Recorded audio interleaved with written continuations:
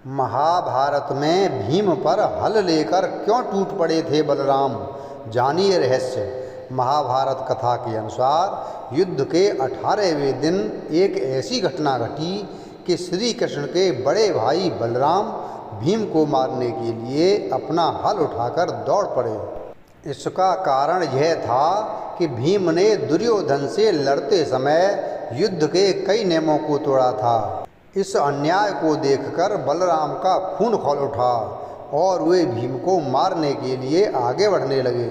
महाभारत युद्ध के 18वें दिन की बात है, जब कुरुक्षेत्र की रणभूमि पर सहदेव ने दुर्योधन के शकुनी मामा का वध किया तो दुर्योधन अपने आप को बहुत कमज़ोर महसूस करने लगा।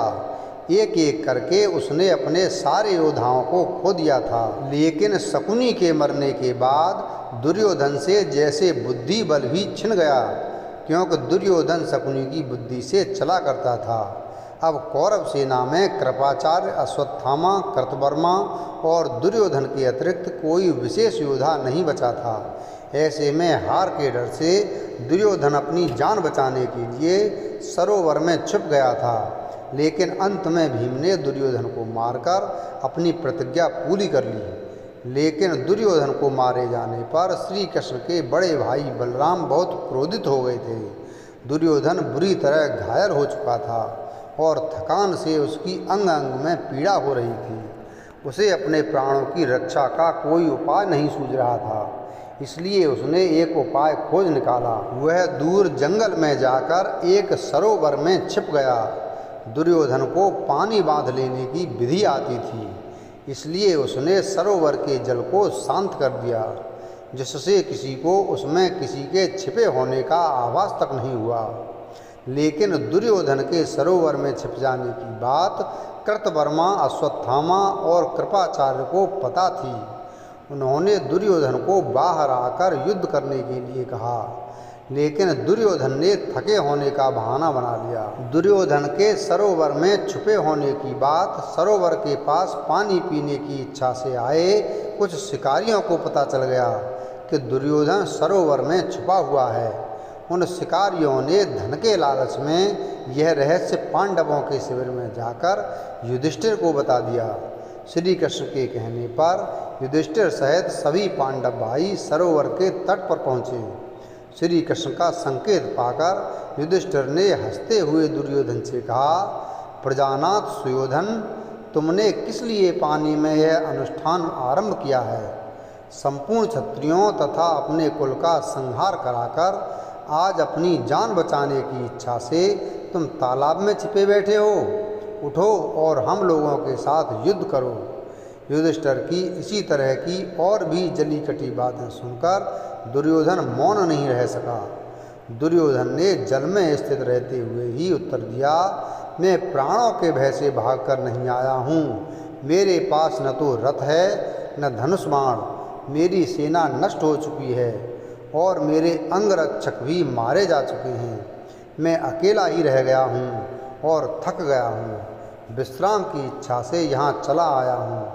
युधिष्ठिर ने दुर्योधन से कहा कि तुम अपनी मर्जी के अनुसार पांडव भाइयों में से किसी एक को चुन लो, वही तुमसे युद्ध करेगा। यह सुनकर श्री कृष्ण ने युधिष्ठिर को भीम की प्रतिज्ञा की याद दिलाई और उसे एक गदा और कवच युद्ध करने के लिए दिया। दुर्योधन कम चालाक न था। भीम को परास्त करने के लिए वह उसकी ओर बढ़ा। भीम ने उसे अपने निकट देख उस पर गदा का प्रहार किया।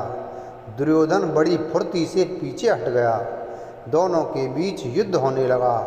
युद्ध के बीच भीमसेन ने दुर्योधन की चालाकी भांप ली और शेर के समान गर्जन करते हुए बड़ी फुर्ती से उछलकर दुर्योधन की जांघों पर बड़े वेग से गदा चलाई। श्री कृष्ण जानते थे कि माँ की तेजस्वी दृष्टि से दुर्योधन का शरीर वज्र का बन चुका है, लेकिन उसकी नाभि के नीचे का हिस्सा कमज़ोर है। यह रहस्य जानते हुए श्री कृष्ण ने भीम को उसी तरह मारने का संकेत दिया। भीम ने अपनी पूरी शक्ति के साथ दुर्योधन की जांघ पर प्रहार किया। भीम के जोरदार प्रहार से दुर्योधन नीचे गिर गया। दुर्योधन के गिरते ही पांडव उसके निकट गए। भीमसेन ने उसे अपशब्द कहते हुए अपने बाएं पैर से उसके मुकुट को ठुकराया और उसके मस्तक पर ठोकर मारी। यह दृश्य देखकर युधिष्ठिर को अच्छा नहीं लगा और उन्होंने भीमसेन को समझाकर अन्याय से रोका और दुर्योधन से खेद प्रकट किया। दुर्योधन को अधर्म पूर्वक मारा जाता देख बलराम क्रोध से भर उठे। बलराम ने भीमसेन को धिक्कारते हुए कहा कि नाभि से नीचे प्रहार करना गदा युद्ध के नियमों के विरुद्ध है। यह भीम का अधर्म और स्वेच्छाचार है। फिर वे अपना हल उठाकर भीमसेन की ओर लपके।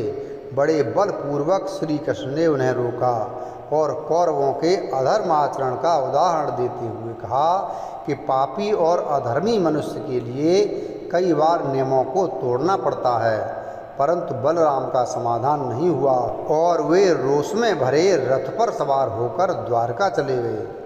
दुर्योधन का अंत निकट आ गया था। भीम के लगातार प्रहार से दुर्योधन के प्राण शरीर से निकलने लगे।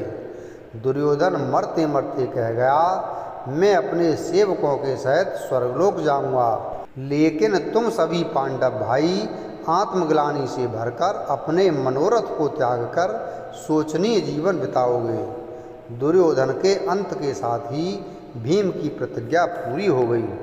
अब आइए जानते हैं कि कौन थे बलराम और कैसे हुआ उनका जन्म। बलराम का जन्म कंस के अत्याचारों से बचने के लिए हुआ था।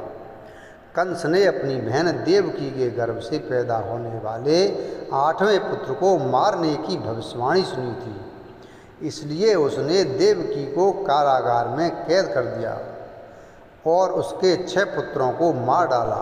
भगवान विष्णु की योग माया शक्ति ने बलराम को देवकी के गर्भ से निकालकर रोहिणी के गर्भ में स्थानांतरित कर दिया। इस तरह बलराम ने रोहिणी के गर्भ से जन्म लिया, जो वसुदेव की पहली पत्नी थी और गोकुल में नंद बाबा के साथ रह रही थी। वीडियो अगर पसंद आया हो तो वीडियो को लाइक करें, चैनल को सब्सक्राइब करें और बेल आइकन प्रेस करें। धन्यवाद।